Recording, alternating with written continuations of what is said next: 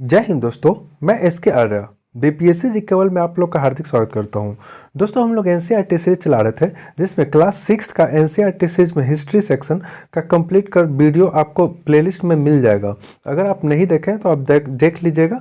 और आज हम लोग क्लास 7 का एनसीईआरटी सीरीज में नेक्स्ट चैप्टर 3 देखेंगे जिसका टॉपिक है दिल्ली के सुल्तान। दोस्तों इसमें हम लोग समझेंगे कि दिल्ली में कौन कौन सुल्तान हुए और दिल्ली कैसे समृद्ध बना, उसके बारे में हम लोग जानने की कोशिश करेंगे। आइए देखते हैं टॉपिक। हमने अध्याय 2 में देखा कि कावेरी डेल्टा जैसे क्षेत्र बड़े राज्य के केंद्र बन गए। क्या आपने गौर किया कि अध्याय 2 में ऐसे किसी राज्य का जिक्र नहीं है जिनकी राजधानी दिल्ली रही हो? इसकी वजह यह है कि दिल्ली महत्वपूर्ण शहर 12वीं शताब्दी में ही बना। जैसे कि मैं अध्याय 2 में आपको पढ़ाया था दोस्तों, कावेरी और जो उसके आसपास डेल्टाई क्षेत्र है वह बहुत ही समृद्ध जगह थी जिसपे कृषि और खेती करना बहुत ही आसान होता था और वह उपज का एक स्रोत बन गया था, जिसके के लिए उस पर त्रिपक्षीय संघर्ष हुआ था। ठीक है, तीन साम्राज्य ने उस पर अधिकार करने के लिए युद्ध भी किए थे, उसके बारे में आपको हम पढ़ाए थे। दोस्तों इसमें बताया जा रहा है कि दिल्ली किसी भी उस टाइम तक किसी राज्य या साम्राज्य का एक राजधानी नहीं रहा था और 12वीं शताब्दी में दिल्ली एक महत्वपूर्ण शहर बना और वह किसी का राजधानी बनने के लिए उभरता हुआ आया। ठीक है, आइए आगे देखते हैं। तालिका 1 पर नजर डालिए। पहल तोमर राजपूतों के काल में दिल्ली किस साम्राज्य की राजधानी बनी?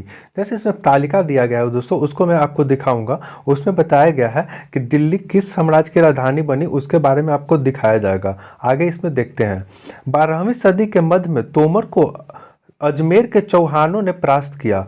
तोमरों और चौहान को राजकाल में ही दिल्ली वाणिज्य का एक महत्वपूर्ण केंद्र बन गया। जैसे इसमें बताया जा रहा है दोस्तों कि 12वीं सदी के मध्य में तोमर को अजमेर के जो चौहान वंश थे उन्होंने परास्त किया और तोमर और चौहान वंश के काल में ही दिल्ली जो था वह महत्वपूर्ण केंद्र बन गया था। किस चीज़ के लिए? तो ये वाणिज्य के सब यानी कि व्यापार ये सब करने के लिए। ठीक है, आगे देखते हैं। इस शहर में बहुत सारे समृद्धशाली जैन व्यापारी रहते थे जिन्होंने अनेकों मंदिर निर्माण करवाया। यहाँ देहलीवाल कहे जाने वाले सिक्के भी ढाले जाते थे जो काफ़ी प्रचलित थे। जैसे दिल्ली में जो था दोस्तों वहाँ समृद्धशाली जैन व्यापारी रहा करते थे और वहाँ पे जो देहलीवाल नाम का एक सिक्का होता है उसे वो ढालने के लिए काफ़ी वो प्रचलित हुआ करती थी। ठीक है, आइए आगे देखते हैं। 13वीं सदी के आरंभ में दिल्ली सल्तनत की स्थापना हुई। इसके साथ दिल्ली एक ऐसी राजधानी में बदल गई जिसका नियंत्रण इस उपमहाद्वीप के बड़े बड़े क्षेत्र में फैल गया था। जैसे इससे बता रहा दोस्तों कि 12वीं शताब्दी में तो अस्तित्व में आई दिल्ली, लेकिन 13वीं सदी के आरंभ आते आते दिल्ली सल्तनत दिल्ली का जो एक सल्तनत का स्थापना हुआ, दिल्ली सल्तनत का। ठीक है, और दिल्ली एक महत्वपूर्ण राजधानी में चेंज हो गया था जिसका नियंत्रण इस जो भारतीय उपमहाद्वीप है इस पूरे क्षेत्र का नियंत्रण कौन करने लगा था? तो दिल्ली में जो शासक बैठते थे वो करने लगे थे। ठीक है, आइए आगे देखते हैं। तालिका 1 पर फिर भी एक नज़र डालिए और उन 5 वंशों को पहचान कीजिए जिन्हें मिलाकर दिल्ली सल्तनत बनी। जैसे इस जो टॉपिक है दोस्तों, इस पैराग्राफ में आपको ये समझाने की कोशिश कर रहा है कि जो दिल्ली सल्तनत में कितने वंश शासन किए, तो 5 वंश शासन किए थे, इसमें बताया गया है दोस्तों। ठीक है, ध्यान रखिएगा, ये क्वेश्चन पूछ सकता है कि दिल्ली सल्तनत में कितने वंशों ने शासन किया, तो ये 5 वंशों ने शासन किया। वो तालिका में आपको दिखाऊंगा, थोड़ा सा वेट कीजिए। आइए देखते हैं आगे। जिस इलाके को हम आज दिल्ली के नाम से जानते हैं वहां इन मुसलमानों ने अनेक नगर बसाए। मानचित्र 1 को देखकर दिल्ली एक कुन्हा, सीरी और जहां पनाह को पहचानिए। जैसे इसमें बताया गया है दोस्तों, देखिए यहाँ पे दिया गया है फिरोजाबाद हो गया, दिल्ली कुहना भी होगा कहीं पे। हाँ देखिए ये दिल्ली कुहना है, हौजे सुल्तानी है, ये सब के बारे में आपको बताया गया है कि दिल्ली में जो महत्वपूर्ण शहर भी स्थापना किया गया था। आइए देखिए तालिका ये है दोस्तों, देखते हैं दोस्तों तालिका के बारे में आपको जो टॉपिक में बताया गया था उसके दिल्ली के देखिए दिल्ली के शासन के कार्यकाल इसको में दिया गया और कौन कौन शासन किए थे उसके बारे में दिया गया है। पहला थे राजपूत वंश आए थे जो 12वीं शताब्दी के आरंभिक में उन लोगों ने दिल्ली को अपना केंद्र बनाया था और राजधानी बनाया था, एक समृद्ध शहर के रूप में विकसित किया था। देखिए पहला तोमर, अनंगपाल, फिर चौहान और पृथ्वीराज चौहान। तो ये 4 वंश जो थे दिल्ली पे अपना प्रारंभिक राजधानी बनाने की शुरुआत किए थे। देखिए, और सेकंड है जो ये दिल्ली सल्तनत, यहाँ से जो हो जाता है दिल्ली सल्तनत का कार्यकाल स्टार्ट हो जाता है। और पूछेगा पहला कि दिल्ली सल्तनत में प्रारंभिक शासक कौन थे, तो प्रारंभिक शासक कौन थे, तो कुतुबुद्दीन ऐबक हुए थे।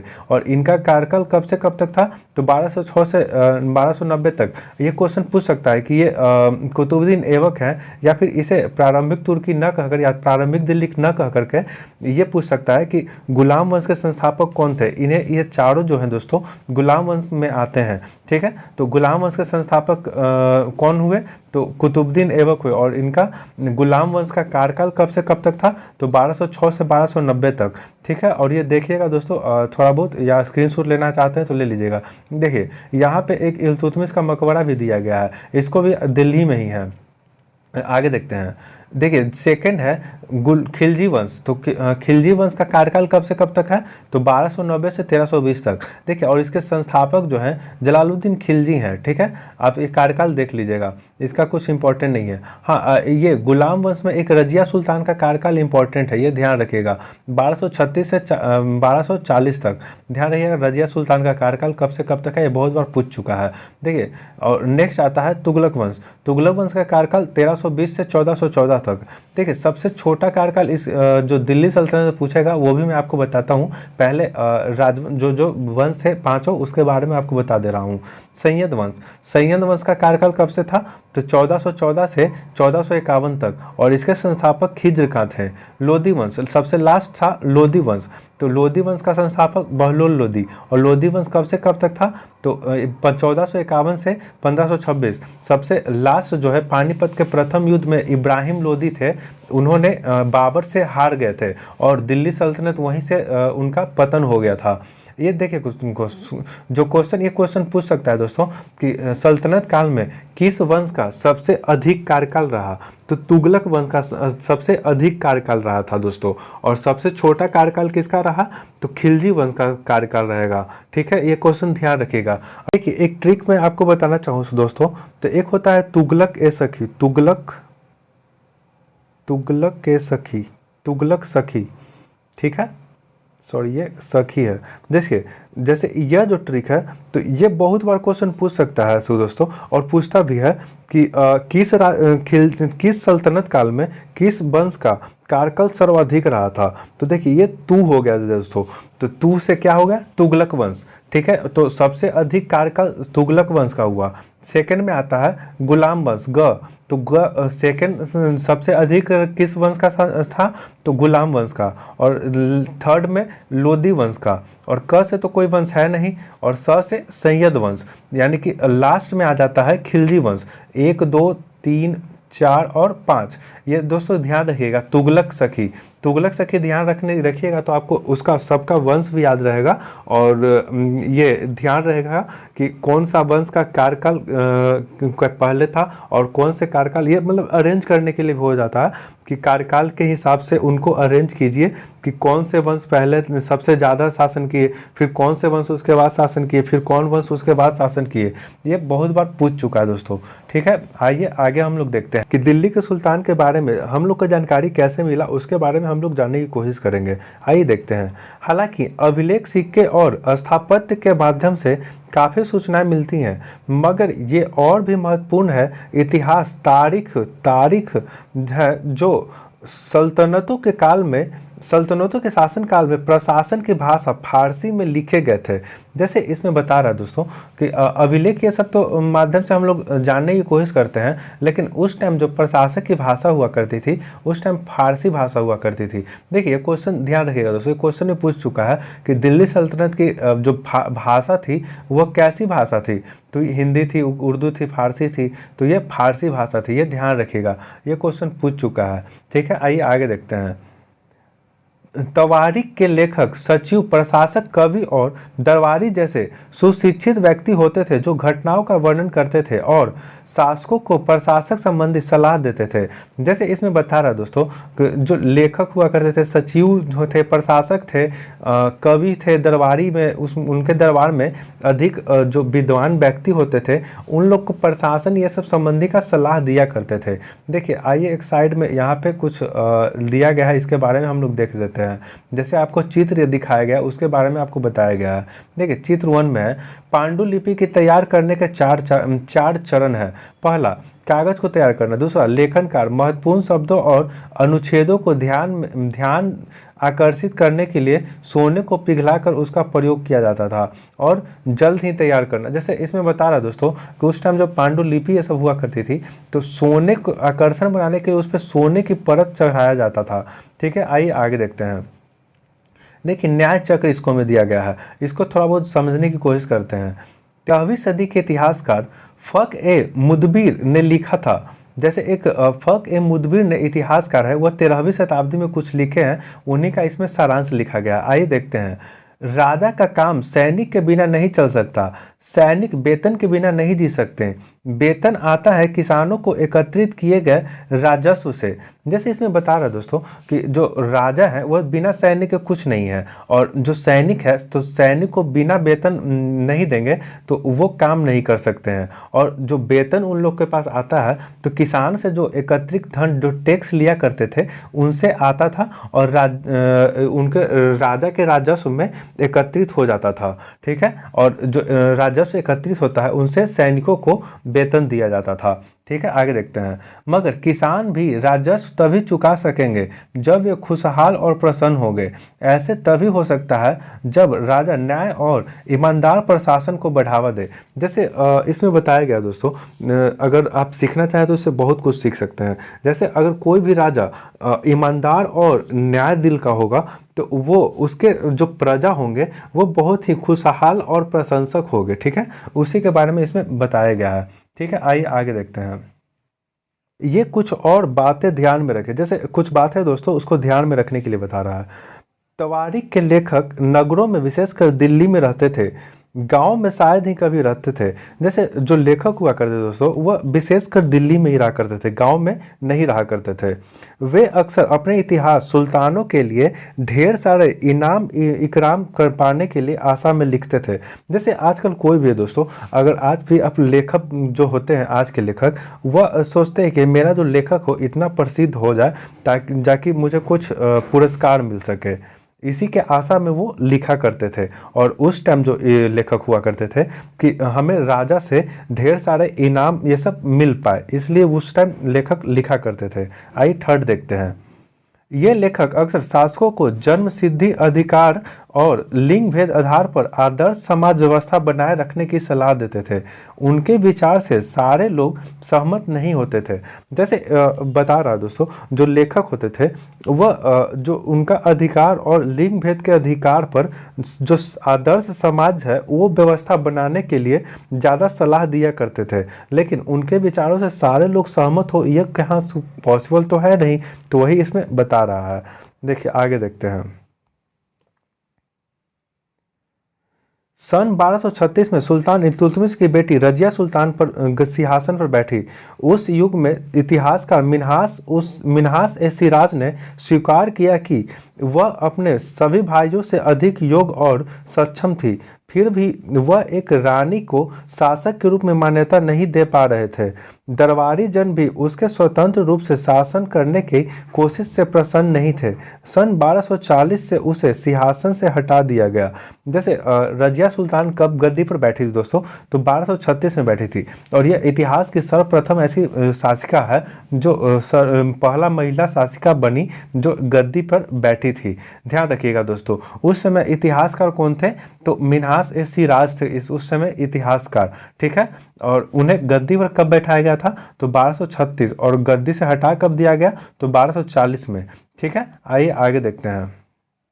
रजिया के बारे में मिन्हाज से सिराज का विचार। देखिए दोस्तों, इसमें जो रजिया के बारे में मिराज और सिराज का जो विचार था उसको हम लोग थोड़ा बहुत समझने की कोशिश करते हैं। ये कुछ खास इंपॉर्टेंट नहीं दोस्तों, एक बार मैं आपको समझा देने की कोशिश करता हूँ, एक बार पढ़ करके फिर डिटेल में आपको समझा दूंगा। ठीक है, देखिए मिराज ए सिराज की सोचना था कि ईश्वर जो आदर्श समाज व्यवस्था बनाई है उसमें अनुसार स्त्रियों को पुरुष के अधीन होना चाहिए। रानी का शासन इस व्यवस्था के विरुद्ध होता था।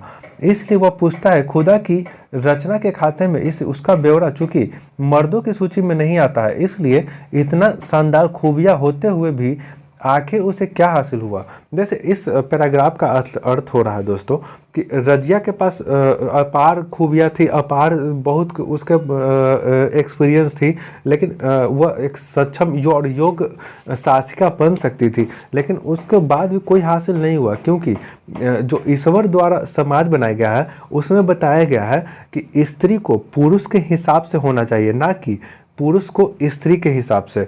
तो इसमें वही बता रहा है मिन्हाज सिराज कि एक स्त्री कैसे पुरुष पर शासन कर सकती है। इस पैराग्राफ का अर्थ यही हो रहा है दोस्तों। उम्मीद है आपको समझ में आया होगा। आगे देखते हैं। रजिया ने अपने अभिलेख और सिक्कों पर अंकित करवाया कि वह सुल्तान इल्तुतमिश की बेटी है। आधुनिक आंध्र प्रदेश के वारंगल क्षेत्र में किसी समय काकतीय वंश की राज्य हुआ था। उस वंश में रानी रुद्रमा देवी के व्यवहार से रजिया के व्यवहार बिल्कुल विपरीत था।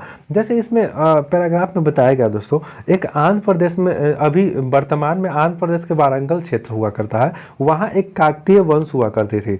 तो उस वंश में एक रानी रुद्रमा देवी की रानी हुआ करती थी, जो वह भी रानी हुई थी और रजिया सुल्तान भी रानी हुई थी। लेकिन ये दोनों का जो व्यवहार था दोस्तों एक दूसरे से बिल्कुल ही विपरीत था। आइए आगे देखते हैं। रुद्रमा देवी ने अपने अभिलेख में अपना नाम पुरुषों जैसा लिखवाकर अपने पुरुष होने का भ्रम पैदा किया। एक और महिला शासिका कश्मीर की रानी दिद्दा, उनका नाम दीदी के से निकला है। जाहिर है प्रजा ने अपने प्रिय रानी को स्नेह भरा संबोधन दिया होगा। जैसे इसमें एक और रानी का जिक्र किया गया है, वह कश्मीर की रानी थी जिनका नाम दिद्दा हुआ करते थे। और ये दोनों जो रानी हुआ करती थी दोस्तों अपने आप को पुरुष के रूप में विलीन करती थी, बताती थी, भ्रम पैदा करती थी कि मैं पुरुष ही हूँ। ठीक है, और शासन करती थी। आइए दोस्तों यहाँ एक साइड में जो जन्म सिद्ध अधिकार है इसको बारे में हम लोग थोड़ा बहुत देख लेते हैं। जन्म सिद्ध अधिकार, आइए समझने की कोशिश करते हैं इसका अर्थ क्या दिया गया है इसमें। जन्म से आधार पर विशेषाधिकार का दावा। उदाहरण के लिए लोग मानते थे कि कुलीन व्यक्ति को कुछ खास परिवार में जन्म लेने के कारण उन शासन करने का अधिकार विरासत में मिलता है। जैसे इसमें बताया गया है दोस्तों कि जन्म सिद्ध अधिकार, आपका भी कुछ जन्म सिद्ध अधिकार होता है। जैसे आप अगर आप इंडिया में पैदा लिए हैं तो आपका ये जन्म सिद्ध अधिकार है कि सरकार को आपको भारत का नागरिकता स्वयं ही ऑटोमेटिक ही दे दिया जाएगा।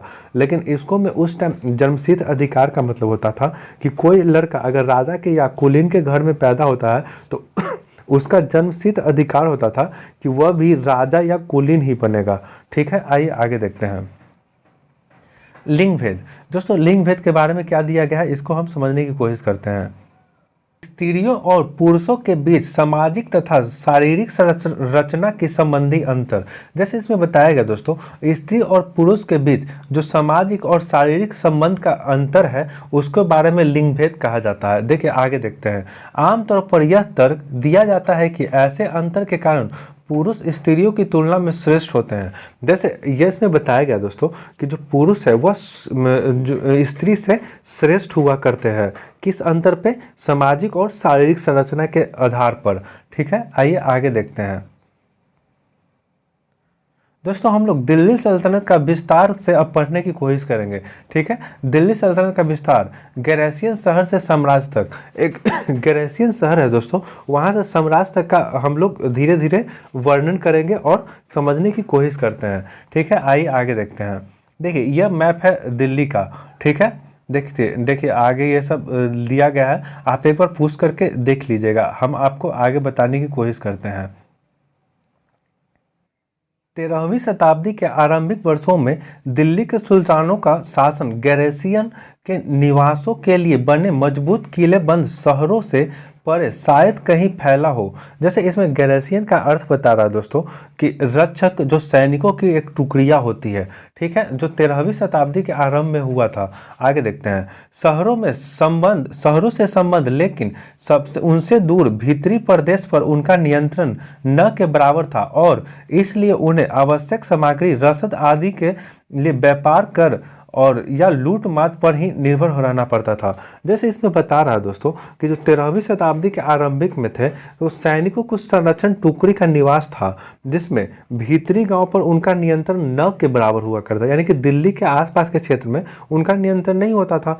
तो वह अब उन लोग का जो खाने पीने का जो सामान हुआ करती थी ये सब आदि का पूर्ति नहीं हो पाता था, जिनसे वो लूट मार ये सब किया करने लगे थे।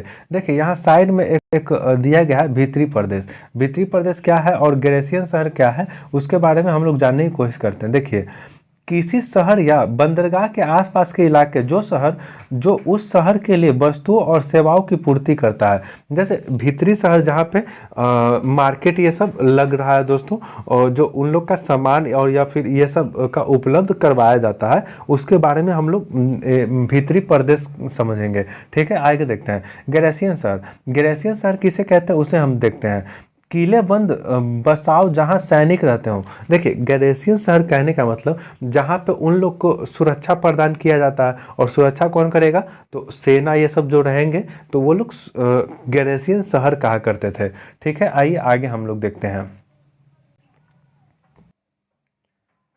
आइए देखते हैं दोस्तों, दिल्ली से सुदूर बंगाल और सिंध के गैरेसियन शहर का नियंत्रण बहुत ही कठिन था।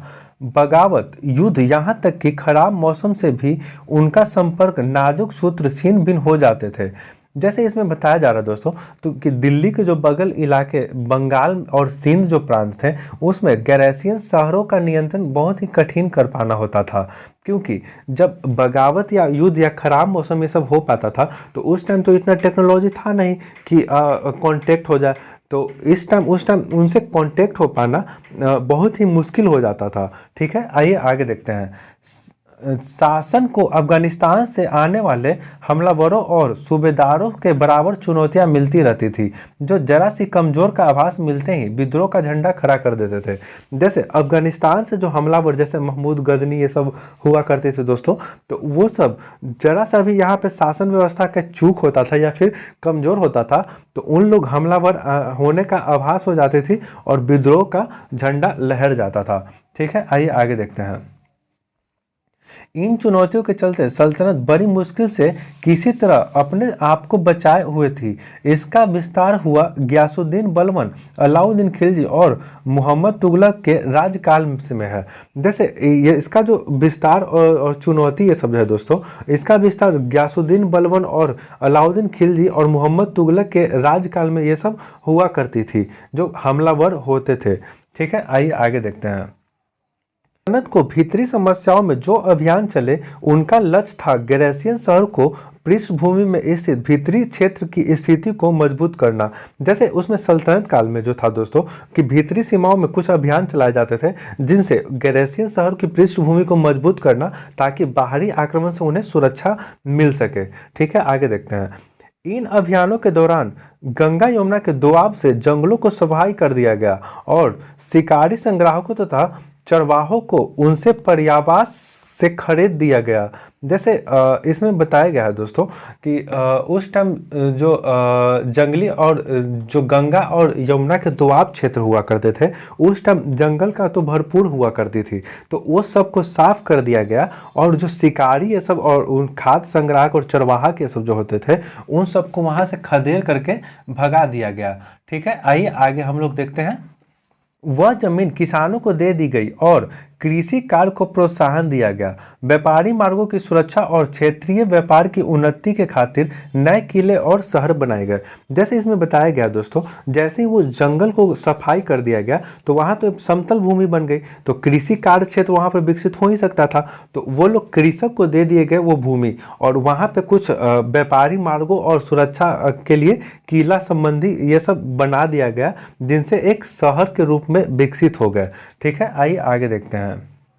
दूसरा विस्तार सल्तनत की बाहरी सीमाओं पर हुआ। अलाउद्दीन खिलजी के शासनकाल में दक्षिण भारत को लक्ष्य करके सैनिक अभियान शुरू हुए और ये अभियान मोहम्मद तुगलक के समय में अपने चरम सीमा पर पहुंचे।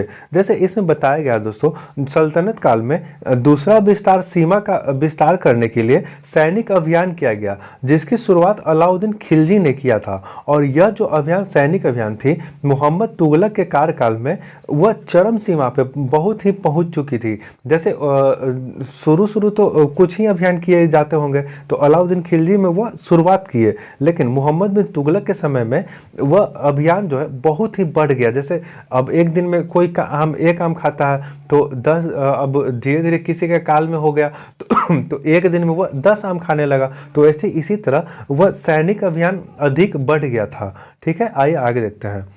इन अभियानों में सल्तनत की सीमाओं ने हाथी, घोड़े, गुलाम और मूल्यवान धातु अपने कब्जे में ले लिए। जैसे सैनिक अभियान जब किए दोस्तों, तो उस समय जब सेनाओं को कुछ भी हाथ में मिलता था तो वो सब अपने पास कब्जे कर लेते थे।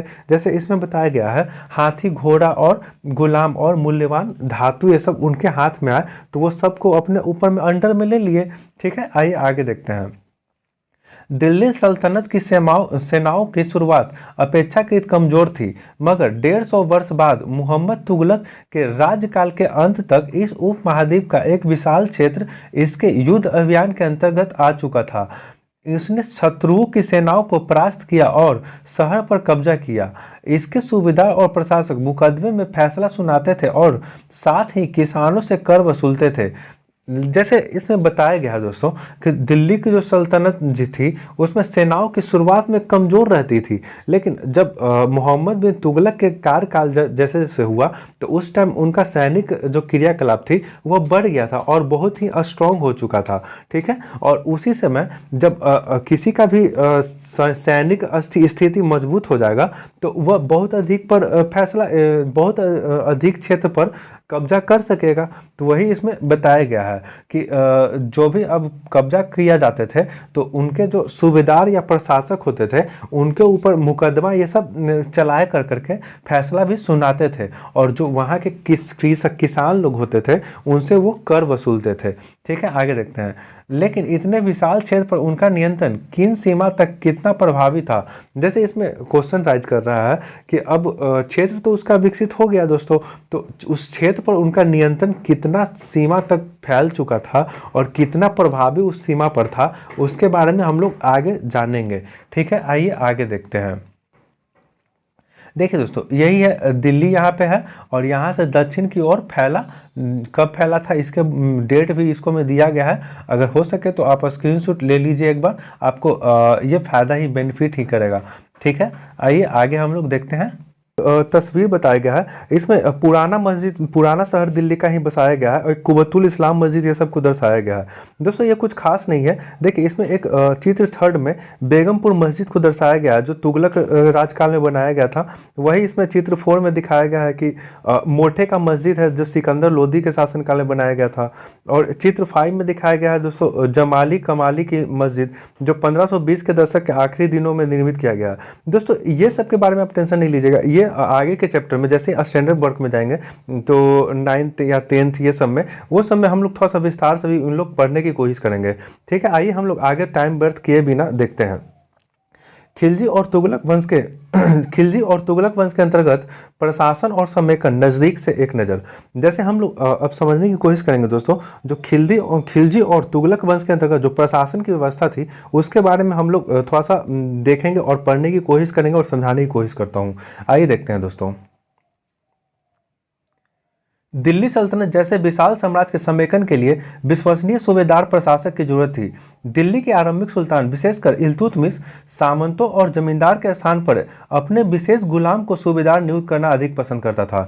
जैसे इसमें पैराग्राफ में बताया गया दोस्तों, जो दिल्ली के सुल्तान हुआ करते थे वह अपने विश्वसनीय सूबेदार को प्रशासक में नियुक्त किया करते थे और वह सामंतों और जमींदारों की अपेक्षा अपने गुलाम पर ही भरोसा किया करते थे, क्योंकि पिछले जो पहले के राजा हुआ करते थे उनसे हो न हो कुछ वो सीख लिए होंगे, क्योंकि सामंत और जो जमींदार ये लोग होते हैं, जैसे ही उन लोग का वर्चस्व अधिक बढ़ जाता था तो वो लोग राजा को हटाकर खुद को एक अपना स्वतंत्र राज्य स्थापित कर लेते थे।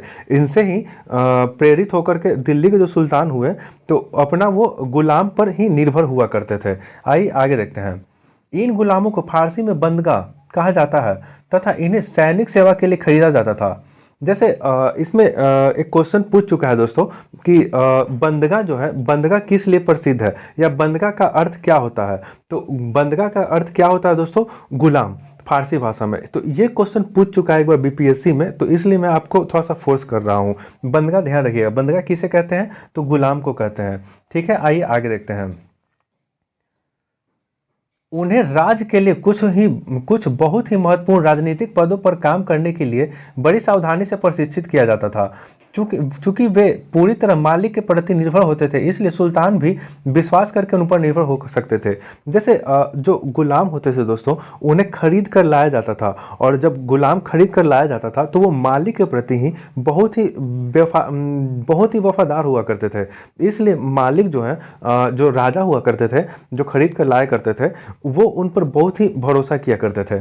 ठीक है, उम्मीद करते हैं दोस्तों आपको समझ में आया होगा। आइए आगे देखते हैं। बेटे से बढ़कर गुलाम। दोस्तों इसमें कुछ विद्वान हैं जो बताए हैं कि बेटे से बढ़कर गुलाम हो सकता है। आइए थोड़ा सा देखते हैं उन्होंने ऐसा क्यों कहा, उसके बारे में हम लोग समझने की कोशिश करते हैं। सुल्तानों की सलाह दी जाती थी, जिस गुलाम को हमने पाला पोसा और आगे बढ़ाया उसके हमें देखभाल करनी चाहिए, क्योंकि तकदीर अच्छी हो तो तभी पूरी जिंदगी में कभी ही योग्य और अनुभवी गुलाम मिलते हैं। जैसे इसमें बताया गया है दोस्तों इस पैराग्राफ में कि जो गुलाम होते हैं, जिसे हम पालते हैं, पासते हैं या फिर उसे आगे बढ़ाते हैं, तो उसकी हमें देखभाल अच्छी तरह से करना चाहिए, ताकि क्योंकि योग्य और अनुभवी गुलाम हमें बहुत ही भाग्य से मिलते हैं।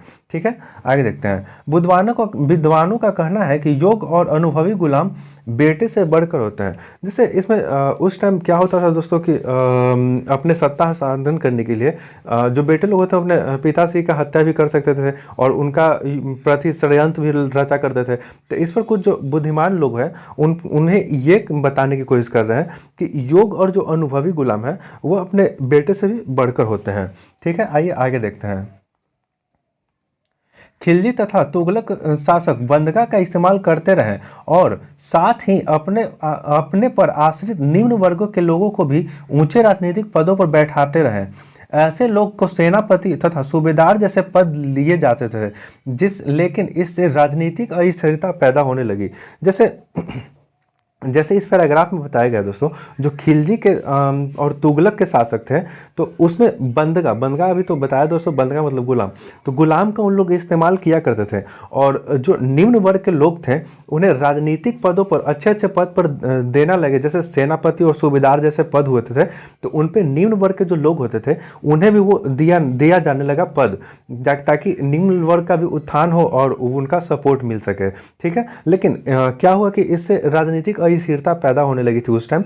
जैसे कहने का मतलब, अगर जहाँ पे ऊंचे वर्ग के लोग हैं, तो अगर ऊंचे वर्ग में एक छोटे या निम्न वर्ग के लोग को अच्छे पद मिल जाता है तो उस पर थोड़ा बहुत जलन या फिर ये सब का भाव उत्पन्न हो जाता है कि ये कैसे हो गया, हमें ये कुछ नहीं मिला। तो ऐसे ही थोड़ा सा उस टाइम भी राजनीतिक अस्थिरता पैदा होने लगी थी, जिसे षड्यंत्र भी हम लोग कह सकते हैं। आइए आगे देखते हैं। गुलाम और आश्रित अपने मालिकों और संरक्षण के प्रति वो वफादार तो थे ही, मगर उनके उत्तराधिकारी के प्रति नहीं था। जैसे इसमें बता रहा है दोस्तों, गुलाम और आश्रित मालिक थे, उनको संरक्षक के प्रति तो वफादार होते ही थे, मगर उत्तराधिकार के प्रति वो नहीं थे कि हम भी उनका उत्तराधिकार बने। जैसे वो राजा है तो हम उसका गुलाम है, तो हम भी राजा ही बनेंगे उनका, क्योंकि गुलाम है हम। तो ऐसा कुछ नहीं था। आगे देखते हैं दोस्तों। नए सुल्तानों को अपने नौकर होते थे, फलस्वरूप किसी नए शासक के सिंहासन पर बैठते ही प्रायः नए और पुराने सरदार के बीच टकराव शुरू हो जाती थी। ये तो स्वाभाविक सी बात है दोस्तों। जैसे ही जब नए शासक बनते थे तो उसमें स्वाभाविक सी बात है, ये कोई बताने की चीज़ है नहीं। अगर कोई नया शासक आकर के बैठ गए तो वो और जो पुराने शासक है उन दोनों के बीच तो थोड़ा बहुत टकराव होगा ही, वही इसमें बताया गया, कुछ खास नहीं है। आगे देखते हैं। सुल्तानों द्वारा निचले तबके के लोग को संरक्षण दिए जाने के कारण ऊंचे वर्ग के कई लोगों को गहरा धक्का भी लगता था और फारसी तवारीख के लेखक ने निचले खानदान के लोगों को ऊंचे पद पर बैठने के लिए दिल्ली के सुल्तान को आलोचना की। जैसे इसमें बताया गया दोस्तों, जो सुल्तान लोग हुआ करते थे, नीचे तबके के लोग जो होते हैं, तो उनको अच्छे अच्छे पद पर जब दिए जाने लगे थे, तो वो जो कुछ इतिहासकार या कुछ जो लेखक है तो फारसी में, तो वो उनका आलोचना भी किया करते थे। ठीक है, वही इसमें कुछ खास ऐसा बताया गया नहीं, इस पैराग्राफ में कुछ खास समझने के लिए है नहीं एग्जाम के व्यू से। आइए आगे देखते हैं। सुल्तान मोहम्मद तुगलक के अधिकारी जन, जैसे अब इसमें हम लोग समझेंगे दोस्तों कि जो मोहम्मद बिन तुगलक के अधिकार जन में जो जो क्षेत्र है या जो बात है उसके बारे में हम लोग थोड़ा बहुत समझ लेंगे इस पैराग्राफ से। आइए देखते हैं क्या इसमें लिखा गया है। सुल्तान मोहम्मद तुगलक ने अजीज खुमार नामक कलाल, फिरुख हजार नामक नाई, मनका तब्बाख नामक बावर्ची और लड्डू तथा पीरा नामक मालियों को ऊंचे प्रशासनिक पदों पर बिठाया। जैसे इसमें आपको पहले बताया दोस्तों कि निम्न तबके के जो लोग होते थे उन्हें प्रशासनिक दृष्टि से अच्छे पद पर बिठाए थे। ठीक है, आइए आगे देखते हैं क्या बताया गया है। 14वीं शताब्दी के मध्य इतिहासकार जियाउद्दीन बर्नी ने इन नियुक्तियों को उल्लेख सुल्तान को राजनीतिक विवेक की नाश और शासन करने की अक्षमता को उदाहरण के रूप में किया है। जैसे जियाउद्दीन बर्नी ने बताया है कि ये मोहम्मद बिन तुगलक के शासन का नाश होने का कारण के पीछे एक कारण ये भी हो सकता है कि वो जो नीचे तबके के लोग को ऊंचे प्रशासनिक अच्छे पद पर देने का जो गुस्ताखी किए जो दिए, तो उनका जो राजनीतिक के कारण अस्थिरता बढ़ गई थी, राजनीतिक अस्थिरता बढ़ी, जिसके कारण लोगों में आक्रोश बढ़ा और इनका शासन अंत होने में ये बहुत ही अच्छे सिद्ध एक कारक बना। ठीक है, आइए आगे देखते हैं। दोस्तों समझाने की कोशिश कर रहा हूँ, बट अगर नहीं समझ में आ रहा होगा तो आप कमेंट करके बताइएगा ताकि मैं आपको कुछ और अच्छा तरीक़ा से इम्प्लीमेंट करने की कोशिश करूँ। ठीक है, आइए आगे देखते हैं दोस्तों। पहले वाले सुल्तानों की तरह ही खिलजी और तुगलक शासकों ने भी सेनानायक को भिन्न भिन्न आकार के इलाकों में सूबेदार के रूप में नियुक्त किया। ये इलाके इक्ता कहलाए। इन्हें संभालने वाले अधिकारी इक्तादार या मुक्ति कहलाते थे। जैसे इसमें बता रहा है दोस्तों, जो खिलजी और तुगलक शासन में जो सेनानायक को भिन्न भिन्न आकार के जो इलाका हुआ करते थे उन जगह में सूबेदार के पद में नियुक्त करते थे और वो जो इलाका होता था वह इक्ता कहलाता था। ठीक है, और उन इक्ताओं को जो ढेर मानी समूह हुआ करते थे, उन इक्ताओं को जो संभालने का एक हेड अधिकारी होता था उसे इक्तादार या मुक्ति कहते थे। ठीक है, उम्मीद करते हैं समझ में आया होगा। आगे देखते हैं। मुक्ति का फर्ज था सैनिक अभियान का नेतृत्व करना और इक्तों में कानून और व्यवस्था बनाए रखना। जैसे इनका मुक्ति का जो काम क्या था, जो सेनानायक होते हैं उनका अभियान जब होता था तो उनका एक नेतृत्व करना और उन्हें संभालना। ठीक है, और उन्हें के जो उनके पर जो कानून लागू करना है उन्हें व्यवस्थित कर ढंग से लागू कराना। ठीक है, आइए आगे देखते हैं। अपनी सैनिक सेवाओं के बदले वेतन के रूप में मुफ्ती अपने इलाकों में राजस्व वसूल किया करते थे। जैसे वेतन के बदले उन लोग क्या वसूलते थे, तो राजस्व वसूला करते, यानी कि कर वसूलते थे। आगे देखते हैं। के रूप में मिली रकम से ही वे अपने सैनिक को तनख्वाह देते थे। मुक्ति के लोग पर काबू रखने के लिए प्रभावी तरीका यह था कि उसका पद वंश परंपरा न हो चले और उन्हें कोई भी इक्ता थोड़े समय के लिए ही मिले, जिससे उसके बाद उसका अंतरालन कर दिया जाता था। जैसे इसमें बताया गया दोस्तों, अगर अभी भी आप देखेंगे तो कोई भी पद कहीं भी अगर सेना ये लोग या फिर कोई भी पद होते हैं तो उन लोग को एक जगह सही परमानेंट नहीं रखा जाता है, उन्हें समय समय पर स्थानांतरण कर दिया जाता है ताकि उसका वर्चस्व या उनका प्रभाव वहाँ पे ज़्यादा न हो। तो उसी तरह इस समय पहले से ही हो सकता है कि लिया गया हो, तो उस समय जो सल्तनत काल में भी यही व्यवस्था थी कि एक पद पे और एक इलाका में एक इक्ता में किसी इक्तादार को एक जगह परमानेंट नहीं रखा जाता था, उन्हें स्थानांतरण कर दिया जाता था। ये कोटेशन आप डाल सकते हैं दोस्तों मेंस के आंसर राइटिंग में, बहुत ही अच्छा होगा और अलग से आपका अलग कॉपी मिलेगा। जैसे कि और जो कॉपी लिखता है उनसे आपका अलग हो सकता है। ठीक है, आइए आगे देखते हैं। सुल्तान अलाउद्दीन खिलजी और मोहम्मद बिन तुगलक के शासनकाल में नौकरी के इन कठोर नियम का बड़ी सख्ती से पालन होता था। जैसे अलाउद्दीन खिलजी और मोहम्मद बिन तुगलक के शासनकाल में ये सब जो नियम थे उसका कठोर से पालन किया जाता था, ये बता रहा है। आगे देखते हैं। मुक्ति के लोग द्वारा एकत्रित किए गए राजस्व की रकम का हिसाब लेने के लिए राज्य द्वारा लेखा अधिकारी नियुक्त किए गए जाते थे। जैसे दोस्तों हम लोग जो प्रशासन व्यवस्था अभी है, हो न हो या कुछ जो सल्तनत काल के हो सकते हैं, कुछ दिल्ली के जो मुगल काल में है वो लोग से, कुछ सल्तनत काल का भी हो सकता है, और कुछ दिल्ली से जो प्रशासन व्यवस्था हो, कुछ शेरशाह के सूरी का प्रशासन व्यवस्था है। ये सबसे प्रशासन व्यवस्था, हम लोग का प्रशासन व्यवस्था मैच करता है कुछ कुछ। जैसे अभी देखें दोस्तों, अभी स्थानांतरण कर दिया जाता है, तो ये व्यवस्था भी अभी हम लोग में लागू है कि कोई भी पद का एक स्थान पे एक ही जगह पे नियुक्ति नहीं किया जाता है, उन लोग का स्थानांतरण जब समय समय पर किया जाता है। तो यही इसमें भी कह रहा है दोस्तों कि जो उन लोग का एकत्रित राजस्व होता था दोस्तों, तो उनके लिए एक लेखा अधिकारी होते थे। तो अभी भी हम लोग अब देख सकते हैं कि हम लोग का जो सरकार का एक लेखा अधिकारी होता है, जिनकी नियुक्ति सरकार करते हैं। ठीक है, आगे देखते हैं। इन सब बात का ध्यान रखा जाता था कि मुक्ति द्वारा निर्धारण कर ही वसूले और तय संख्या के अनुसार सैनिक रखे। जैसे इसमें बताया गया दोस्तों कि जो कर वसूलने के लिए निर्धारण रकम है वही वसूला जाए, ठीक है, उससे ज़्यादा न रखा जाए, वही इसमें बता रहा है। आइए आगे देखते हैं। जब दिल्ली के सुल्तान शहरों से दूर आंतरिक इलाकों को भी अपने अधिकार में ले आए थे, तो उन्होंने भूमि के स्वामी, सामंत और अमीर जमींदार को भी अपना सत्ता के आगे झुकने के लिए बाध्य कर दिए थे। अलाउद्दीन खिलजी के शासनकाल में भू राजस्व के निर्धारण और वसूली कार्य को राज्य अपने नियंत्रण में ले आया था। जैसे इसमें बता रहा है दोस्तों कि अलाउद्दीन खिलजी के जो शासनकाल में था, तो भू राजस्व का निर्धारण और उसकी वसूली का कार्य अपने नियंत्रण में ले लिया था। ठीक है, आगे देखते हैं। स्थानीय सामंत से कर लगाने का अधिकार छीन लिया गया, बल्कि स्वयं उन्हें अपने कर चुकाने को बाध्य किया गया। जैसे स्थानीय जो सामंत हुआ करते थे, उनसे वो अधिकार छीन लिया गया और अपने अंडर वो ले लिए। ठीक है, आगे देखते हैं। सुल्तान के प्रशासकों ने जमीन की पैमाश की और इसका हिसाब बड़ी सावधानी से रखा। कुछ पुराने सामंत और जमींदार राजस्व के निर्धारण और वसूल अधिकारी के रूप में सल्तनत की नौकरी करने लगे। जैसे इसमें बताया गया दोस्तों कि जब इस तरह कठोर नियम हो जाने के बाद जो कुछ जमींदार ये और सामंत हुआ करते थे, वो राजस्व के निर्धारण और वसूल के अधिकारी के रूप में सल्तनत की नौकरी करने लगे। जैसे इनके शासनकाल में कुछ नौकरी करने लगे थे। ठीक है, आगे देखते हैं।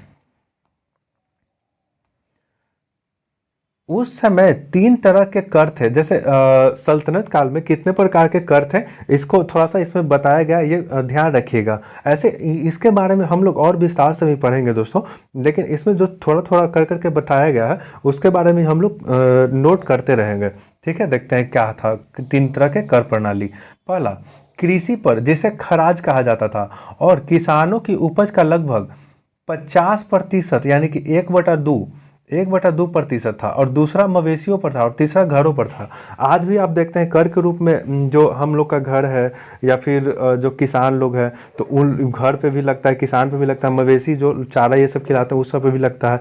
तो उस टाइम भी ये 3 तरह के कर हुआ करते थे। देखिए, जो कृषि पर कर था ये खराज कहलाता था। ये क्वेश्चन एक बार पूछ चुका है दोस्तों, इसलिए मैं आपको बता रहा हूँ कि खराज किस तरह का किस पर कर लगाया जाता था। तो कृषि पर, घर पर, मवेशी पर, ऐसे ही ऑप्शन रहेगा। तो आप मारिए के आइएगा कृषि पर, लेकिन कब मारिएगा जब आपको याद रहेगा। तो खराज ध्यान रखिए, खराज किस पर लगाने वाला कर था, तो कृषि पर। और ये किस काल में लगाया जाता था, तो ये सल्तनत काल में लगाया जाता था। ठीक है, आइए आगे देखते हैं। यह याद रखना जरूरी है कि इस उपमहाद्वीप का काफी बड़ा हिस्सा दिल्ली के सुल्तानों के अधिकार से बाहर ही था। दिल्ली से बंगाल जैसे सुदूर प्रांत का नियंत्रण कठिन था, और दक्षिण भारत की विजय के तुरंत बाद ही पूरा क्षेत्र फिर से स्वतंत्र हो गया। जैसे इसमें बता रहा है दोस्तों, जो दिल्ली के सुल्तान थे वह दिल्ली से उन पर शासन कर पाना बहुत ही मुश्किल होता था। जैसे बंगाल के क्षेत्र हो या दक्षिण भारत के क्षेत्र हो, उन पर जब जीत कर आते थे तो वह क्षेत्र फिर से पुनः खुद को स्वतंत्र कर लेता था उनके जो दिल्ली के शासन हुआ करते थे उनसे। ठीक है, आगे देखते हैं। यहाँ तक कि गंगा के मैदानी इलाके में भी घने जंगल वाले क्षेत्र थे, जिसमें पैठन के सुल्तान की सेनाएं अक्षम थी। जैसे इसमें बता रहा है दोस्तों, जो गंगा के इलाके में घने जंगल थे, वहाँ पे इनकी सेनाएं उन पर शासन या नियंत्रण करने में सक्षम नहीं होते थे। आगे देखते हैं। स्थानीय सरदार इन क्षेत्रों पर शासन जमा लिया था। जैसे स्थानीय शासन होते थे दोस्तों, उस पर ये अधिकार कर लेते थे। आगे देखते हैं। अलाउद्दीन खिलजी और मोहम्मद बिन तुगलक इन इलाकों पर जोर जबरदस्ती अपना अधिकार जमा लेते थे, पर वह अधिकार कुछ ही समय तक रह पाता था। जैसे कि मैं आपको बताया दोस्तों कि अगर किसी भी क्षेत्र पर वो सल्तनत काल के जो शासक मोहम्मद बिन खिलजी या फिर अलाउद्दीन खिलजी या फिर मोहम्मद बिन तुगलक होते थे, जोर जबरदस्ती तो उन पर शासन स्थापित कर लेते थे, लेकिन जैसे ही वो अपना वहाँ उस क्षेत्र को छोड़ करके जब दिल्ली वापस जाते थे नियंत्रण करने के लिए, तो वो क्षेत्र दूर होता था और इतना टेक्नोलॉजी नहीं होता कि तुरंत उस क्षेत्र पर रिटर्न हो सके। तो इस कारण से वहाँ के जो स्थानीय शासन होते थे तो उन पे फिर से नियंत्रण वर्चस्व, उन लोग का अपना खुद से नियंत्रण वर्चस्व बढ़ जाता था, जिनसे वो अपने क्षेत्र को खुद को स्वतंत्र कर लेते थे। ठीक है, आइए आगे देखते हैं। सरदार और उनकी किलेबंदी। दोस्तों हम लोग अब समझेंगे कि सरदार और किलेबंदी क्या थी, उसके बारे में हम लोग जानने की कोशिश करते हैं। अफ्रीकी देश मोरक्को से 14वीं शताब्दी में भारत आए इब्न बतूता ने बतलाया कि सरदार कभी कभी चट्टान उबड़ खाबड़ इलाकों में पहाड़ी में किले बनाकर रहते थे और कभी कभी बांस के सुरमुट में। दोस्तों यह क्वेश्चन इंपॉर्टेंट है, इब्न बतूता एक क्वेश्चन पूछ चुका है कि 14वीं शताब्दी में इब्न बतूता भारत कहाँ से आए थे। तो अफ्रीका महाद्वीप के एक कंट्री है जहाँ जिसका नाम है मोरक्को, ये ध्यान रखिएगा दोस्तों। आइए हम लोग आगे देखते हैं कंटेंट। भारत में बांस पोला नहीं होता, यह बहुत बड़ा होता है। अलग अलग हिस्सों में आपस में इस तौर पर गड्ढे होते हैं कि उन पर आग का भी कोई असर नहीं होता था। कुल मिलाकर बहुत मजेदार से रहते थे। सरदार इन जंगलों के में रहते थे और किले के लिए प्राचीर का काम करते थे। इस तरह दीवार में एक घेरे उनके मवेशी और फसल रहते थे। अंदर ही पानी उपलब्ध रहता था, अर्थात वहाँ एकत्रित हुई वर्षा जल, इसलिए उन पर प्रबल बलशाही सेनाओं भी हराया नहीं जा सकता था। ये सेना जंगल में घुसकर खास तौर पर किए गए औजार से बांस को काट डालते थे। जैसे देखिए दोस्तों, इसको हम स्पीड में निकलने की आप पीछे आप जानते हैं क्यों हम निकले हैं स्पीड में, क्योंकि इसमें कुछ खास नहीं है। आइए आगे हम लोग देखते हैं। चंगेज खान के नेतृत्व में मंगोलों ने 1219 में उत्तर पूर्वी ईरान में ट्रांस ऑक्सियान में पर हमला किया और इसके शीघ्र बाद ही दिल्ली के सल्तनत का उनको धावा झेलना पड़ा। जैसे एक चंगेज खान थे दोस्तों, मंगोलाई सेना इनको बोलते हैं, ठीक है। तो उन्होंने 1219 में उत्तर पूर्व भारत के उत्तर पूर्व ईरान में है दोस्तों, तो ईरान के बगल में एक ट्रांस ऑक्सियान है, ठीक है, जो जिसका आधुनिक नाम है उज्बेकिस्तान। उस टाइम उज्बेकिस्तान जो है ईरान का ही हिस्सा हुआ करता था, जिसका नाम क्या था, ट्रांस ऑक्सियान, ठीक है, यह ध्यान रखिएगा। अब यहाँ पे हमला करने के बाद वो जो मंगोल सेना थे दिल्ली पर हमला किए थे। आइए आगे देखते हैं। अलाउद्दीन खिलजी और मोहम्मद बिन तुगलक के शासनकाल में आरंभ में दिल्ली पर मंगोल धावा किया था। जैसे मोहम्मद बिन तुगलक और अलाउद्दीन खिलजी के शासनकाल में ही मंगोलों ने दिल्ली पर आक्रमण किए थे। आगे देखते हैं। इससे मजबूर होकर दोनों ही सुल्तानों को एक विशाल स्थानीय सेना खड़ी करनी पड़ी। इतनी विशाल सेना को संभालने के लिए प्रशासन के लिए भारी चुनौती थी। आइए देखें इन दोनों सुल्तान ने इस चुनौती का सामना कैसे किया था। जैसे ये जो सेना थी दोस्तों, एक भारी सेना बना दी थी और उस सेना को कैसे नियंत्रण किए थे उसके बारे में हम लोग नीचे देखते हैं। आइए देखते हैं दोस्तों। आइए दोस्तों देखते हैं अलाउद्दीन खिलजी और मोहम्मद बिन तुगलक के शासनकाल में जो आक्रमण मंगोल सेना हुए थे उसमें क्या क्या घटित हुआ था और क्या कौन कौन सी चुनौतियां हुई थी, उसको हम देखने की कोशिश करते हैं। दिल्ली पर 2 बार हमले हुए, 1299 और 1299 से 1300 में, और दूसरा हमला 1302 से 1303 में। इन हमला का सामना करने के लिए अलाउद्दीन खिलजी ने एक विशाल सेना की स्थापना की। जैसे अलाउद्दीन खिलजी ने तो सिंपल से किए, जब 2 बार आक्रमण हुए तो एक उन आक्रमण को झेलने के लिए एक अस्थायी और विशाल सेना का गठन कर लिए बस। और मोहम्मद बिन तुगलक क्या किया इसके बारे में हम लोग देखते हैं। मोहम्मद तुगलक के शासनकाल प्रारंभिक वर्षों के सल्तनत पर हमला हुआ, मंगोल सेना पस्त हो गई। मोहम्मद तुगलक को अपनी सेना और शक्ति पर, अपने संसाधन पर इतना विश्वास था कि उसने ट्रांस ऑक्सिया पर हमला करने की योजना बना ली। जैसे ही जब मोहम्मद बिन तुगलक का सेना जो था मंगोल सेना को पस्त कर दिया, तो इसके अपने संसाधन और ये सेना पर इतना विश्वास हो गया कि अब तो वह ट्रांस ऑक्सिया, कहने का मतलब उज्बेकिस्तान जो ईरान के बगल में है, तो उज्बेकिस्तान पर यह हमला करने की योजना भी बना ली। ठीक है, आगे देखते हैं इसमें क्या लिखा है। एक अस्थायी सेना तैयार करना, उसका आक्रमण करना अगला कदम था। जैसे अब एक अस्थायी सेना बना करके एमबीटी, और नेक्स्ट आक्रमण उस पर उज्बेकिस्तान पर हमला करना था। ट्रांसऑक्सियास कहने का मतलब उज्बेकिस्तान। ठीक है, देखते हैं दोस्तों दूसरा कदम इसका क्या था। अलाउद्दीन खिलजी अपने सैनिकों के लिए सीरी नामक एक नया गैरीसान शहर बनाया। मानचित्र 1 में सीरी शहर को ढूंढने के लिए मैं आपको दिखाया था दोस्तों कि गैरीसान शहर जो था, तो अलाउद्दीन खिलजी ने अपनी सेना के लिए सीरी नामक एक नया गैरीसान शहर बना लिया था। गैरीसान शहर कहने का मतलब वहाँ जहाँ पे सेना रहती है और उस शहर की सुरक्षा प्रदान करती है। नया देखते हैं दोस्तों एमबीटी में, नए गैरीसान शहर बनाने के स्थान पर दिल्ली के चारों शहर में सबसे पुराने शहर दिल्ली एवं कुहना के निवासियों को खाली करवा दिया। वहां सैनिक छावनी बना दी। पुराने शहर के निवासियों को दक्षिण में बनी नया राजधानी दौलताबाद भेज दिया। देखिए दोस्तों, ये क्वेश्चन पूछ चुका है दोस्तों कि मोहम्मद बिन तुगलक अपनी राजधानी दिल्ली से कहाँ स्थानांतरित की, तो दिल्ली से कहाँ स्थानांतरित की, तो दौलताबाद स्थानांतरित की थी। देखिए, एक नया शहर गैरीसान बना दिया। उन्होंने सोचा कि हम यहाँ दिल्ली को खाली कर देते हैं, उन लोग जब आएगा तो सेना यहाँ रहने करेगी और कोई गांव वाले नहीं रहेंगे, तो अपना राजधानी इसलिए ये सोच करके स्थानांतरित कर दिया। कहाँ, तो दौलताबाद, वहीं से दिल्ली के पास में ही है, बगल में ही है। तो वहाँ स्थानांतरित करके ये सोचने लगा कि अब तो आएगा उन लोग मंगोल, तो उन लोग को आसानी से हम लोग परास्त कर देंगे। नेक्स्ट देखते हैं थर्ड, सैनिकों को पेट भरने की समस्या को गंगा यमुना के बीच की भूमि से कर के रूप में खेती की पैदावार इकट्ठी करके हल किया गया। किसान की पैदावार का 50% हिस्सा कर के तौर पर तय किया गया।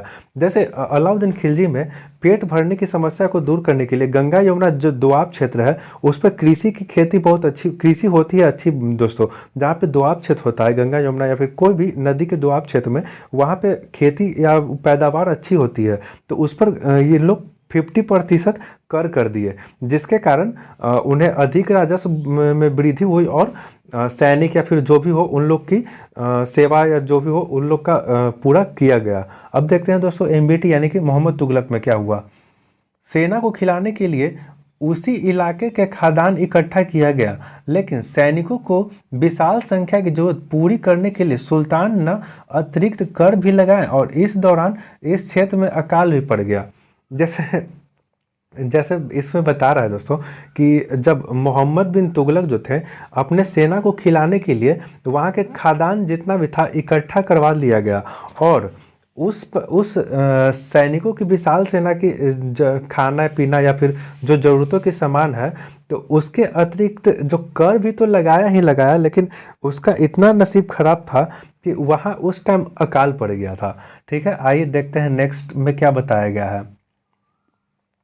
सैनिकों को वेतन भी देना होता था। अलाउद्दीन ने सैनिकों को एकता के स्थान पर नगद वेतन देना तय किया। जैसे उस टाइम एकता के स्थान पर नगद वेतन देना तय कर दिया था। उस टाइम क्या था दोस्तों, जो एकता लोग होते थे वहाँ से कर वसूला करते थे, उसी टाइम वो करते थे, लेकिन इस टाइम क्या किए तो उसके नगद वेतन देना तय किए। आगे देखते हैं, सैनिक अपने आवश्यक सामान दिल्ली के व्यापारियों से खरीदते थे और यह आशंका थी कि व्यापारी अपनी चीज़ों की कीमत बढ़ा देंगे। इसे रोकने के लिए अलाउद्दीन खिलजी ने दिल्ली में चीज़ों की कीमत नियंत्रण लागू कर दिया। अफसर बड़ी सावधानी से कीमत को सर्वेक्षण करते थे और जो व्यापारी निश्चित दरों से उल्लंघन करते थे उनके सजा मिलती थी। देखिए, एक तरह से बाजार नियंत्रण प्रणाली लागू की दोस्तों। ये क्वेश्चन पूछ चुका है, जो बाजार नियंत्रण प्रणाली की शुरुआत कौन किए थे, तो अलाउद्दीन खिलजी किए थे। ठीक है, ये क्वेश्चन ध्यान रखिएगा, बहुत बार क्वेश्चन पूछ चुका है और ये क्वेश्चन पूछ चुका है दोस्तों कि बाजार नियंत्रण क्यों किए थे, ताकि मूल्य को स्थिरता बनाए रखने के लिए बाजार नियंत्रण लागू अलाउद्दीन खिलजी किए थे। अब देखते हैं दोस्तों एमबीटी में जो मोहम्मद बिन तुगलक क्या किए थे। मोहम्मद तुगलक ने भी सैनिकों की नगद वेतन देता था, लेकिन कीमतों पर नियंत्रण करने की जगह कुछ खास जगह को कागजी मुद्रा की टोकन मुद्रा चलाई। जैसे इन्होंने बता रहा है दोस्तों, मोहम्मद बिन तुगलक ने क्या किया कि वेतन को वो भी सैनिकों को वेतन ही देता था, नगद वेतन, लेकिन उसे नियंत्रण करने के लिए जो एक सांकेतिक मुद्रा होती है वो कागजी सांकेतिक मुद्रा चला दिया था। ठीक है, ये तो अब जानते ही दोस्तों, अगर सांकेतिक मुद्रा चलाएंगे तो जो आम जनता है वो सब तो अभी भी जब जाली नोट है तो उस सांकेतिक मुद्रा तो और जाली हो जाएगा। ठीक है, आगे देखते हैं। ये सिक्के धातु के बने होते थे, लेकिन सोने चांदी के न होकर सस्ती धातु के जैसे इसमें बता रहा है दोस्तों कि जो धातु के सिक्का बनते थे वह सस्ती सोने चांदी के नहीं होते थे, बस ऐसे ही सिंपल धातु के होते थे। ठीक है, आगे देखते हैं हम। 14वीं सदी के लोगों को इन मुद्रा पर भरोसा नहीं था। वे बड़े चतुर थे। अपने सोने चांदी के सिक्के वे बचा कर रख लेते थे और अपना तमाम कर टोकन मुद्रा से ही चुकाते थे। जैसे इसमें बता रहे दोस्तों, अभी जैसे मैं आपको बताया कि अब सांकेतिक मुद्रा कोई भी चला देगा और सस्ती धातु का चला देगा, तो कोई भी जनता सोचेगा कि अब मैं टैक्स के रूप में सोना चांदी क्यों दूं।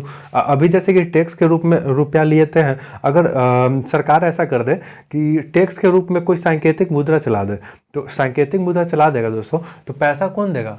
टैक्स के बदले वही सांकेतिक मुद्रा दे देगा, और वो बनाना बहुत ही आसान होता है, तो जाली नोट बहुत अधिक हो जाएगा। आगे देखते हैं। इस सस्ती मुद्रा जैसे जाली सिक्के भी बड़ी आसानी से बनाए जा सकते थे। जैसे इसमें भी मैं आपको बताई दोस्तों कि जाली सिक्के जो सस्ती सिक्के हो जाएगी, तो उसे बनाना कोई कठिन कार्य नहीं होगा। ठीक है, आइए आगे देखते हैं। अलाउद्दीन ने प्रशासनिक कदम काफ़ी सफल रहे और इतिहासकार ने कीमत में कमी और बाजार में वस्तुओं की कुशलता से आपूर्ति के लिए उसके शासनकाल बहुत प्रशंसा की है। मंगोल आक्रमणों के खतरे का भी सफलतापूर्वक सामना किया गया। जैसे ये जो अलाउद्दीन खिलजी का ये जो बाजार नियंत्रण और प्रशासनिक कदम उठाए गए थे दोस्तों, यह बहुत ही प्रशंसनीय थे, जिसके कारण मंगोल सेना से भी आक्रमण का नियंत्रण कर लिया गया, उस पर रोक लगा दिया गया, और जो बाजार नियंत्रण जो प्रणाली लगाई वो भी बहुत ही खूबसूरत और सक्सेस रहा। ठीक है, और देखते हैं मोहम्मद बिन तुगलक में। मोहम्मद तुगलक द्वारा उठाए गए प्रशासनिक कदम बेहद असफल रहे। कश्मीर पर उसका आक्रमण पूरी तरह विफल रहा था। तब उसने तुरान पर हमला करने की इरादा छोड़ दिया और अपनी विशाल सेना को भंग कर दिया गया। इस बीच प्रशासन संबंधी जो कदम उठाए उनमें कई परेशानियां पैदा हो गई। जैसे दौलताबाद ले जाने से लोग बहुत नाराज थे। करों में वृद्धि और गंगा के दुआब में अकाल पड़ जाने के विक्षुब्ध जनता बगावत पर उतर आई और मोहम्मद तुगलक को अंततः टोकन मुद्रा भी वापस लेनी पड़ी। देखिए दोस्तों, अब जिस टाइम अकाल पड़ गया था उस टाइम आप टैक्स बढ़ा रहे, तो कोई भी जनता खुश तो होगी नहीं, तो इसलिए जनता भी उस पर बगावत कर दिया और प्रशासनिक कदम जो भी उठाया था वो दोस्तों वो सब विफल ही हो गया था, जिसके कारण ये मोहम्मद बिन तुगलक का अंत में टोकन का मुद्रा जो चलाया था वो भी वापस ले लिया गया, क्योंकि वो जाली अधिक मात्रा में फैल गया था। आइए आगे देखते हैं। इन तमाम असफलताओं की गिनती से हम कभी कभी भूल जाते हैं कि सल्तनत के इतिहास में पहली बार दिल्ली के सुल्तान ने मंगोल को फतह करने के अभियान की योजना बनाई थी। जहां अलाउद्दीन खिलजी का बल प्रतीक्षा पर था, वहां मोहम्मद बिन तुगलक द्वारा उठाए गए कदम मंगोल के विरुद्ध सैनिक आक्रमण का एक योजना का हिस्सा था। जैसे यही दोस्तों बता रहा है, जो अलाउद्दीन खिलजी और मोहम्मद बिन तुगलक के जो नियंत्रण करने का जो बनाया गया था, प्रयास किया गया था, तो या नियम बनाया गया था, तो उसके में जो एक तरफ मोहम्मद बिन तुगलक है और एक तरफ अलाउद्दीन खिलजी है, ये दोनों को प्रशासनिक व्यवस्था या फिर जो भी व्यवस्था कर था वो कितना ही विपरीत था, यही इसमें समझाने की कोशिश कर रहा है दोस्तों। और आगे के चैप्टर में हम लोग बहुत इसका डिटेल से समझेंगे दोस्तों। इसका प्रशासनिक व्यवस्था, अलाउद्दीन खिलजी का जो बाजार नियंत्रण है, यह बहुत ही लाजवाब है। उसको हम लोग अच्छे से पढ़ेंगे और मेंस के एग्जाम में ये क्वेश्चन बहुत ही बार पूछ चुका है, या एमबीटी हो या फिर ये अलाउद्दीन खिलजी हो, इसके बारे में पूछता है। देखते हैं आगे दोस्तों। 15वीं तथा 16वीं शताब्दी में सल्तनत। दोस्तों अब हम लोग थोड़ा बहुत जानने की कोशिश करेंगे कि 15वीं और 16वीं शताब्दी में सल्तनत का काल में क्या था और क्या उस समय हो रहा था, उसके बारे में हम लोग जानने की कोशिश करते हैं। आइए देखते हैं थोड़ा बहुत। तालिका 1 को फिर से देखो, आप पाएंगे कि तुगलक वंश के बाद 1526 तक दिल्ली तथा आगरा पर सैयद तथा लोधी वंश का राज रहा। तब तक जौनपुर, बंगाल, मालवा, गुजरात, राजस्थान, पूरे दक्षिण भारत पर स्वतंत्र शासक उठ खड़े हुए थे। जैसे इसमें बताया गया दोस्तों, आपको जब हम तालिका 1 दिखाए थे, जिसमें सभी का कौन कौन वंश, जो दिल्ली सल्तनत में 5 वंश था और एक राजपूत वंश था, उसमें ही बताया गया था दोस्तों। जो तुगलक वंश के बाद कौन वंश आए थे, तो सैयद वंश थे और लोधी, सबसे लास्ट में लोधी वंश थे। तो वही इसमें बता रहा है कि 1526 तक बंगाल, मालवा, गुजरात, राजस्थान और दक्षिण भारत के कुछ राज्य थे, वो लोग खुद को स्वतंत्र कर लिए थे। ठीक है, और नए शासक के रूप में सामने आ गए थे। आगे देखते हैं। उसकी राजधानी समृद्ध थी और राज फल फूल रहे थे। इस काल में अफगान तथा राजपूत जैसे नए शासक समूह भी उभरे थे। जैसे उस टाइम के बाद अफगान और राजपूत शासक कुछ उभर आए थे। आइए आगे देखते हैं। इस काल में स्थापित राज्यों में कुछ छोटे थे तो कुछ शक्तिशाली थे। उनका शासन बहुत ही कुशल और सुव्यवस्थित तरीके से चल रहा था। जैसे बता रहा दोस्तों कि उस टाइम जो शासक छोटे या बड़े थे, उस टाइम छोटे जो भी शासन थे वो बहुत ही कुशलता और सुव्यवस्थित ढंग से चला रहे थे। आगे देखते हैं। शेरशाह सूर, जैसे दोस्तों ये क्वेश्चन शेरशाह सूर से भी बहुत क्वेश्चन पूछता है, ठीक है। शेरशाह सूर का कार्यकाल देख लीजिए, ये बहुत बार पूछ चुका है। 1540 से 1545 में बिहार शेरशाह सूर का शासनकाल कब तक था दोस्तों? तो 1540 से 1545 तक रहा था, ठीक है। आगे देखते हैं। शेरशाह सूर ने बिहार में अपने चाचा के एक छोटे से इलाके के प्रबंधन के रूप में काम किया और आगे चलकर उसने इतनी उन्नति की कि मुगल सम्राट हुमायूं तक को चुनौती दे डाली और परास्त किया। जैसे देखिए दोस्तों, ये क्वेश्चन पूछता है, बहुत बार आगे पढ़ाया जाएगा कि कौन सा युद्ध किसके साथ हुआ है, ये सब आपको बताएंगे और अब बहुत अच्छी तरीक़ा से समझाएंगे। मध्यकालीन भारत और आधुनिक भारत के लिए आप टेंशन नहीं लीजिएगा, ये दोनों मैं आपको बहुत ही डिटेल से समझाऊंगा। हाँ, थोड़ा सा प्रॉब्लम होगा तो कि किसमें, दक्षिण भारत के इतिहास में प्रॉब्लम होगा थोड़ा बहुत, और उसमें कुछ खास में प्रॉब्लम नहीं होगा, और बाकी सब कुछ अच्छे से मैं आपको समझाने की कोशिश करूंगा। देखिए इसमें जो बता रहा है दोस्तों, जो शेरशाह सूर का कार्यकाल था 1540 से 45 तक, उसने हुमायूं को सम्राट जो था उसे हरा करके ये शासक बने थे। और उस टाइम बाबर जो थे पानीपत का प्रथम युद्ध जीते थे, जिसमें उसका शासन और सुव्यवस्थित ढंग से स्थापना कर चुके थे, ठीक है। और उसके बाद कौन बने? हुमायूं बने थे। तो हुमायूं और शेरशाह में बहुत ही आक्रमण हुआ था। और एक बात और मैं आपको डीप में जाकर के समझा दूं कि ये जो शेरशाह सूर जो थे बाबर के सेना में ही लड़ चुके थे, बाबर के सेना में थे ये शेरशाह सूर, ठीक है। आइए हम लोग आगे देखते हैं। शेरशाह ने दिल्ली पर अधिकार करके स्वयं अपना राजवंश स्थापित किया। हालांकि सूर वंश ने केवल 15 वर्ष तक शासन किया, लेकिन इसके प्रशासन ने अलाउद्दीन खिलजी वाले कई तरीके को अपनाकर उन्हें और भी चुस्त बना दिया था। जैसे आप शेरशाह के बारे में और आगे पढ़िएगा दोस्तों, शेरशाह सूर का जो शासन व्यवस्था थी, प्रशासन व्यवस्था, ये बहुत ही जटिल और बहुत सुदृढ़ थी, ठीक है। आगे देखते हैं। मुगल महान सम्राट अकबर 1556 से 1560 ने जब मुगल साम्राज्य को समेकित किया तो उसने अपने प्रतिमान के रूप में शेरशाह की प्रशासन व्यवस्था को ही अपनाया। देखिए दोस्तों, मैं आपको बताया ना कि शेरशाह जो थे उनका प्रशासन व्यवस्था बहुत ही सुदृढ़ था, जिसे अकबर भी अपनाया था, ठीक है। आइए हम लोग आगे देखते हैं।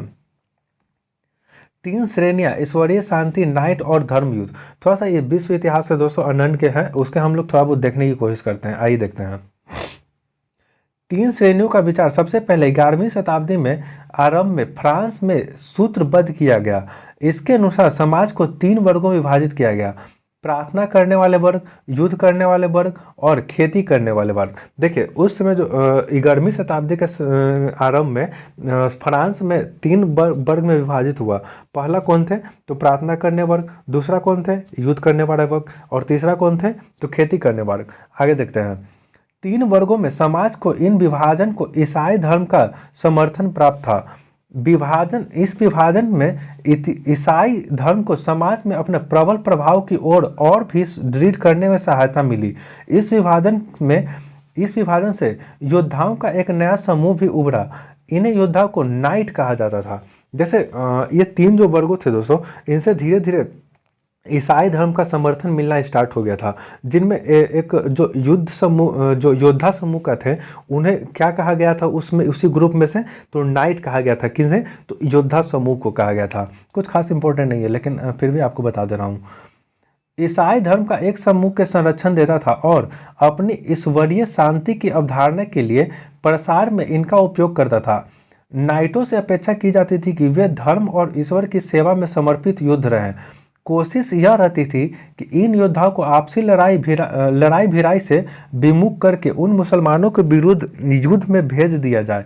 उन्होंने यरूशलेम शहर पर कब्जा कर रखा था, जैसे इसमें बताया गया दोस्तों कि यरूशलेम जो शहर है तो ईसाइयों का शहर ही जानते हैं, आप जानते ही होंगे, इस यरूशलेम शहर ईसाई के लिए है। तो उस पर जो है मुसलमानों ने कब्जा कर लिया था। तो ये जो नाइट जो होते थे, योद्धा ग्रुप होते थे, उन्हें मुसलमान से लड़वा करके यरूशलेम को छुड़वाने के लिए किया गया था।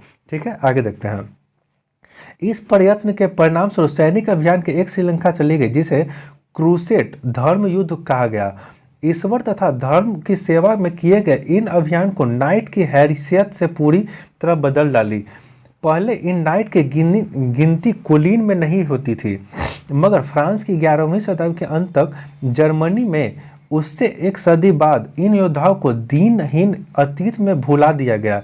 जैसे इन जो नाइट थी दोस्तों, इन्होंने युद्ध के रूप में तो बहुत सफलता हासिल की होगी, लेकिन जैसे जैसे इन लोग का वर्चस्व घटता गया तो इन लोग को भुला दिया गया। ठीक है, आगे देखते हैं। 12वीं सदी में तक तो इन कुलीन वर्गों के लोग को भी नाइट कहलाना चलने लगे थे।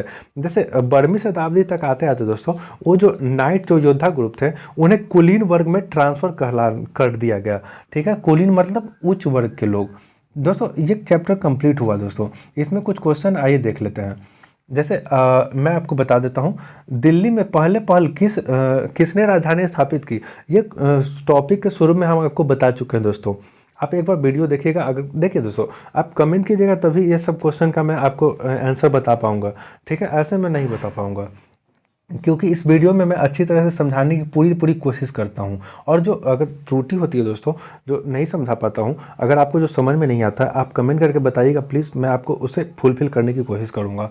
आगे देखते हैं। सेकंड है, दिल्ली के सुल्तान के शासनकाल के प्रशासनिक भाषा क्या थी। ये भी मैं बता चुका हूँ दोस्तों, फारसी थी। किसके शासनकाल के दौरान सल्तनत सबसे अधिक विस्तार हुआ। इब्न बतूता किस देश में से भारत आया था। ये मैं आपको फोर्स करके भी बताया हूँ दोस्तों। ठीक है, आइए देखते हैं। न्याय चक्र के अनुसार सेनापति के लिए किसान के हित में ध्यान रखना जरूरी क्यों था। ये क्वेश्चन सोचिएगा दोस्तों। सल्तनत की भीतरी या बाहरी सीमा से आप क्या समझते हैं, ये भी मैं समझाया दोस्तों, भीतरी और बाहरी सीमा क्या थी। मुक्त देखिए, ये क्वेश्चन कोई सारा नहीं है। दिल्ली सल्तनत पर मंगोल आक्रमण का क्या प्रभाव रहा। ये एमबीटी इसमें से मैं आपको अच्छे तरीके से समझाया था दोस्तों। ठीक है दोस्तों, ये सेशन तो कंप्लीट हुआ। फिर मिलते हैं आपको नेक्स्ट वीडियो में नेक्स्ट चैप्टर के साथ। ठीक है, तब तक के लिए जय हिंद, नमस्कार।